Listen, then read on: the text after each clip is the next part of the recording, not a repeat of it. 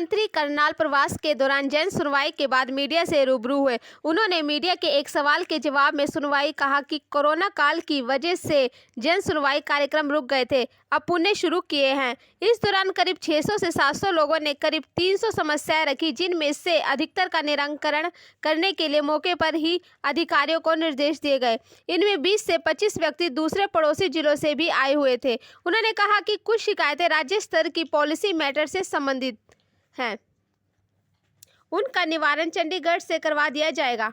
उसी में से हमने उनका भी आज का कार्यक्रम एक बार वो कर लें, दोबारा से फिर बैठेंगे, फिर उनसे बातचीत करेंगे। सर, जो बात क्या है वो किसानों को जिनसे नहीं सहमति। देखिए, अभी चूँकि बातचीत अभी बीच में है, अधूरी है, इसलिए सब बातें करना भी उचित नहीं है। जब उनसे बुलाएंगे, बैठ के बातचीत करेंगे, जब भी फैसला होगा तो इन तो मुख्यमंत्री आप वापस लेने को तैयार हैं, क्योंकि आपकी समर्थन पार्टी के इस तरीके के बयान भी आ रहे हैं। जब कोई आपस में समझौता होता है तो बहुत सी चीज़ें होती हैं, और सामान्यतः पहले भी ऐसे एजिटेशन होते रहे हैं और उसमें भी ऐसे समझौते होते हैं। तो जो चीज़ें बहुत हमें कठिनाई पैदा करने वाली नहीं है वो तो किए ही जा सकते हैं, लेकिन करेंगे जब सारी बातचीत फाइनल होगी। क्या लगता है मुख्यमंत्री, इस महीने कोई ऐसी खबर आएगी कि समझौते के आसार हैं? हाँ जी, इस महीने कोई समझौते के आसार हैं?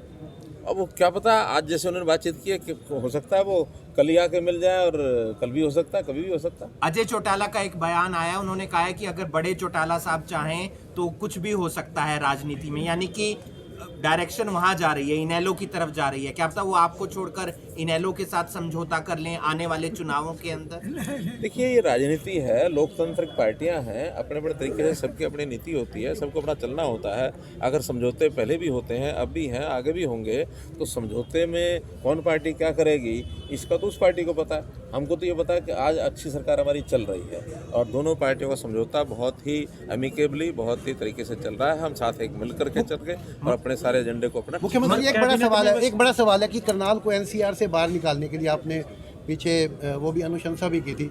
लोगों की बड़ी परेशानी है कि यहाँ फैक्ट्रियाँ नहीं चल पा रही, उनके लिए अलग से रूल रेगुलेशन आ गए हैं, और एनसीआर होने के नाते करनाल को कोई लाभ नहीं मिल पा रहा। देखिए, जब एनसीआर में ये सारा क्षेत्र आया था उस समय सबको लगता था कि भी एनसीआर में आने के बाद बहुत से लाभ मिलेंगे, लेकिन अब चूँकि इतने वर्षों के बाद लगा है कि कोई बहुत लाभ नहीं है। फिर भी एनसीआर का अर्थ ये है कि जो नेशनल कैपिटल है दिल्ली, उसका दबाव कम होकर के आसपास के शहरों में वो दबाव, यानी प्लानिंग बना करके वहाँ उनको रास्ता बनाया जाए ताकि दबाव उधर बने। और एक एरिया हमने तय किया है कि उस एरिया में लगभग 100 किलोमीटर का एरिया हमने सुझाव दिया, अभी फाइनल होना है कि 100 किलोमीटर दिल्ली के इर्द गिर्द वो सारा एनसीआर रहेगा। उसके बाद जितने रेडियल जितने भी एरियाज़ हैं उनमें जो है प्लानिंग बना करके उसमें विकसित किया जाएगा, ताकि जो नेशनल हाईवेज़ हैं या रेलवे लाइंस हैं, मेट्रोज़ हैं, वो एक रेडियल तौर पर उसके अंदर विकास शहरों का हो।